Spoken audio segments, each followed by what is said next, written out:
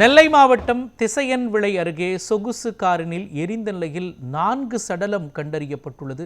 இதுகுறித்த கூடுதல் விவரங்களை நமது செய்தியாளர் விஜய் பிராங்க்லின் வழங்க கேட்கலாம். விஜய் பிராங்க்லின், இந்த சம்பவம் எந்த பகுதியில் நடந்திருக்கின்றது?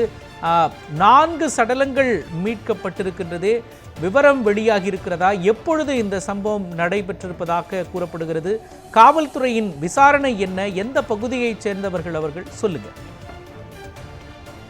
நிச்சயமாக மோகன், நெல்லை மாவட்டம் திசையன்விளை அருகே பெட்டைக்குளத்தில் இருந்து ஆத்தாங்கரை பள்ளிவாசல் செல்லும் சாலையில் காட்டு பகுதியில் ஒரு சொகுசு கார் ஒன்று முற்றிலும் எரிந்த நிலையில் காணப்பட்டதாக அப்பகுதி மக்கள் திசையன்விளை காவல்துறையினருக்கு தகவல் தெரிவித்தனர்.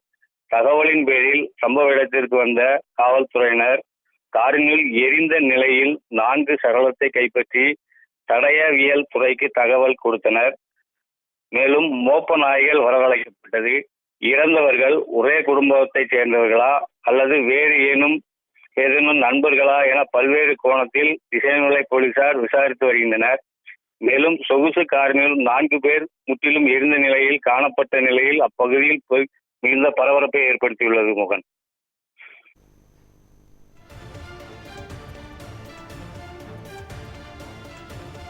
விவரங்களை வழங்கியதற்கு நன்றி விஜய் பிராங்க்.